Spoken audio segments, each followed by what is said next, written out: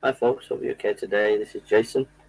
My website is jasonburnspreacher.com, jasonburnspreacher.com, jasonburnspreacher.com.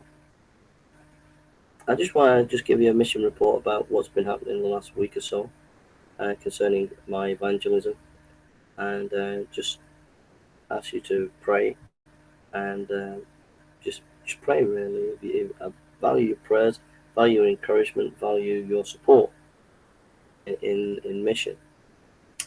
Um, Last week we went to St Anne's Square, which is near St Anne's Church in Manchester, and we had a really good time there. We had a good team that came out. We had some good conversations with Muslims. I had quite a few good conversations with Muslim women. I was able to give Arabic gospels out, and we had a fractious atheist who was quite very, very unkind in their attitude, and yet another atheist came, plus also a passerby who'd seen me preach quite a lot, who I didn't know but really valued my preaching. And they both confronted this atheist. So there was an atheist and a person who uh, I don't know where they stood in terms of their faith with God, but they appreciated my preaching. And so they confronted this very unkind atheist. And the other atheist said, look, you might not agree with the guy, but to be abusive like that is out of order. So they kind of like challenged this guy, and this guy kind of like backed away, which was quite encouraging really to see people who are kind people who really want to see more respectful kind of dialogue and discussion on the street. So that was good, and that was an atheist that actually stood up for me. So that was good. I had another great conversation with a guy who was a Marxist. It was a brilliant conversation, and we had a very interesting dialogue and discussion together. And yeah, so we had a good talk with Muslims, talk with the Marxists. We had that spat with the atheist, and another atheist helped me. Um, and it was a good time. We had a good team, and I was encouraged. Then we went to the back of the cathedral in Manchester, and there's a lot of young people there. And we had there was a massive crowd that came. There must have been about 80 young people that come around me. Many of them were throwing abuse and being angry and getting upset with me and stuff.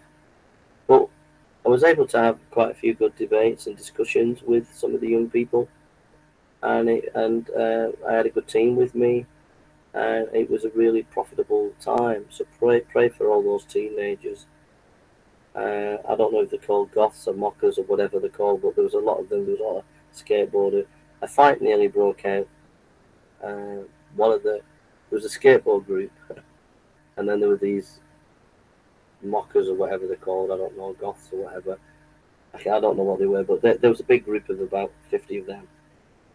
And one of the skateboarders was upset that the way I was being treated because he, he felt I was being bullied. So he went and confronted them, and a fight nearly broke out. Anyhow, it calmed down, and everybody was happy. But I really enjoyed it. I really loved those young people, and I just really, really had some good conversations with people. A lot of the things that they were saying, though, is it was very difficult to get through to them because a lot of them were saying science has proved Christianity wrong, science, science, science, and that's all they were saying. And when I was actually challenging them and saying, okay, you're saying science, but what do you mean by science? And when you're saying science, can you give me some specifics, some concrete details? And a lot of them couldn't engage with me. They were just using it as a way of getting out of the fact that they couldn't actually put any substance to what they were saying. Um, and if any of you young people are listening out there, what you were doing is what is called scientism. And scientism is the belief that the only knowledge valuable is science. Well, that's blatantly wrong. Even science cannot prove science. Science assumes reality, it assumes laws that it cannot really give an account for. So it cannot prove even some very fundamental things that it assumes. So if science was being deconstructed on its own level, it could not prove itself. Okay? That's what the Getty problem was. So if you're a young person and you see me on the street, you need to engage with me. It's not good saying, science says, science says. Give me some specific information, not use science as a buttress to not be able to engage. All right.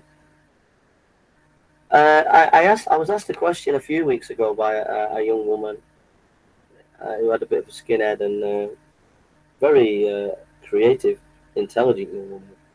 And she said to me, she said, which I found quite, she said, how can you believe the Bible if you've read philosophy? And what she was implying is, if you've read philosophy, you wouldn't believe the Bible. And I was thinking, well, don't you realize there's been a big movement in the academic world where there's a lot of Christian philosophers out there now? And that philosophy of religion has been a new discipline that's grown because of people like Alvin Plantinga, who was a Christian philosopher. So a lot of you young people, you need to know what's going on, and these skeptics are not telling you the truth of what's going on in the academic world. Go to my website, jasonbirdpreacher.com. There's a video at the top about philosophy being growing in the universities, Christian philosophy. So anyhow, it was a good couple of days. I went to Liverpool as well, and last week, and had a big crowd again outside McDonald's. Big crowd, lots of people there. Had lots of discussion. I had a debate with one guy on the resurrection of Jesus, and he couldn't answer the question, so I had to help him. I didn't want to embarrass him. Again, big crowds, lots of opportunity to talk to people. So the crowds are coming, but we need more people to be converted, and we need more people to help in standing with me, talking to the crowds when I finish preaching. And we need more people praying. As for the fellowship, the Reformed Fellowship, Presbyterian Reformed Fellowship, we need some people to join us who are of the same mind. So pray that God would send 4 or 5 men, maybe a couple of families, a couple of ladies that have the same vision, and then it would be more of a viable church plant. But we're just plodding along at the moment. We're having some great times in the Word, great times in the Bible study. So it just needs it's Presbyterian and Reformed now. So it needs a couple of people who are that kind of mindset. And I do think there is a need for people to be brought up in good theology and stuff. So if it's of God, it will go. If it's not of God, it will not go. But whatever denomination you are, whatever, pray for us that it would move forward. At the moment, I believe that we're having good times in the Word of God. We're having good times in prayer. There's only a handful of us. There was a time when we were bursting at the seams in the house that we couldn't get enough people in. There were so many people. But when people find out that we're Calvinist and that we're Presbyterian, and they kind of, because many of them that were coming were more charismatic or of other theological persuasion, they kind of backed off a bit. But so we need people who are more Reformed that will help us to build a church plant. So if you could pray about that, and if it's not God's will that it would close down, and if it is God's will that it would prosper and that we'd have more people with us, and it'd be good if it was, and we could plant other churches like that as well, which I think is needed. It'd be great to see a series of Reformed Presbyterian churches planted in the UK. that would be an awesome thing to do. But I can't do that on my own. We need men and women of the same mind who want to see that a reality and who are committed to doing the work. Because I could do the work in terms of door-to-door work and all the rest of it, but I've done that in the past and I've burnt myself out. You need a team. You need a team of at least a handful of people that are going to do that. And we've got people coming to the fellowship, but it's only a handful. And we need more. We need another 5 to 10 people who are committed to it, so that we can rent a building and we can do door to door in the area and stuff like that. So we just ask for your prayer that God will bless. So I just pray that God will continue to send the crowds. Pray that God will send more people to work with me. My team was up to about 11 to 12 people were helping me, and it's gone down to about six or seven. We've had a bit of a difficulty because some people are finding it difficult to handle the crowds. So I've kept it that I work with the people that can deal with the crowds, because it needs people that can keep calm. It needs people that are actually involved in that with you. And we have people that just join us, but they're not actually involved in the preaching or dialoguing with the crowd. And so I've had to cut back a team and make a team smaller because of these crowds, because we're getting such big crowds that I need people that are going to be more stable and more on board in what we're doing. So I need another six or more people to get involved with me, so that we go back up to 11 to 12 people with me, because some of them will not come on the same day, but on different days and stuff. So I just pray that God will send more people to help me and work with me on that, and pray that God will send more people in terms of this church plant fellowship, Reformed fellowship. I've been reading a book by Phillips on the Ten Commandments. I've found that really helpful. I've really enjoyed preaching last Sunday on Romans chapter 5 on the love of God. Really enjoyed that. And I've been supporting some people in the fellowship who need encouragement. I've been trying to just encourage a couple of people who need a lot of encouragement at the moment. And that's it, really. I've got a new car, so that's good.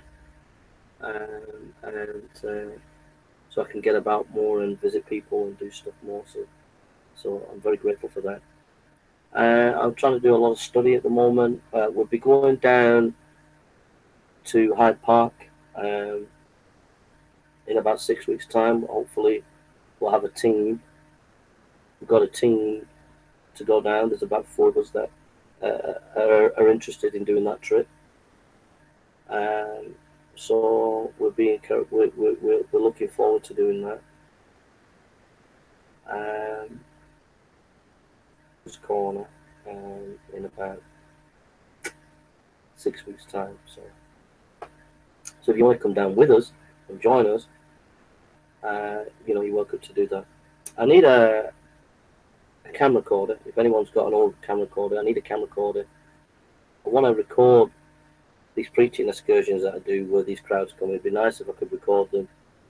So if anybody's got any spare camera recorder equipment that they don't want and they can pass on to me, I'd be very grateful.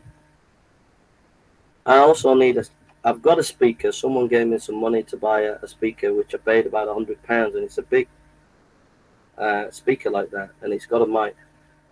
But surprisingly enough, even though it's about that big, it's not loud enough, and I'm finding that my voice is beginning to go, and I need to look after my voice. So if anybody's got one of those mics where you put your voice there, and then you have the box here. And then the voice, the sound goes from the box here.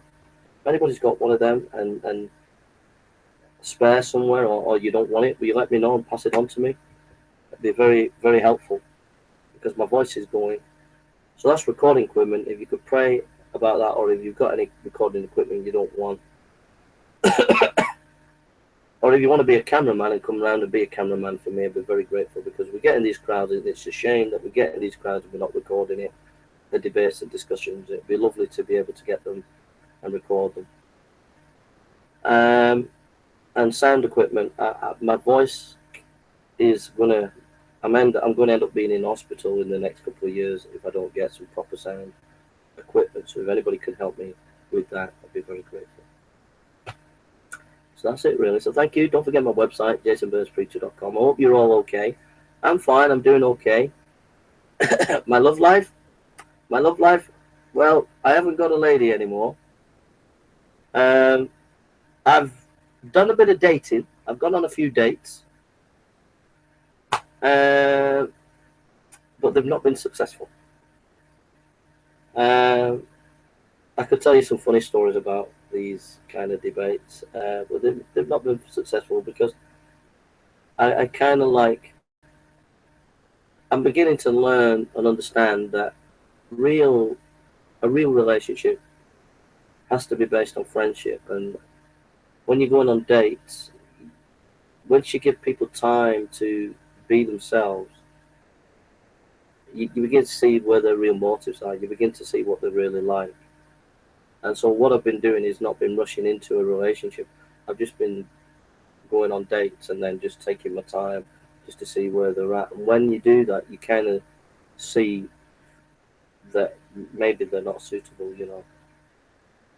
So yeah, so I don't I don't plan going on any dates in the near future. I'm sure that the Lord will send me a wife if I need a wife. But the dates were interesting. They were fun. Yeah. The key word is caution. Be cautious, and to take your time, and not to rush into anything, and to try and build a friendship. And that's what I've tried to aim at. And when I do that, that's when you see whether they're genuine or not, or whether they're suitable or not. So so that's my love life. It's it's not there at the moment. So that's me. All right. Hope you're okay, and love to everybody out there. And have a lovely day. God bless you. Take care. This is Jason. Value your prayers. Please keep praying. There are people out there that must be praying. There are people praying. And things are happening because people are praying. So keep praying. God bless you. Take care. God bless.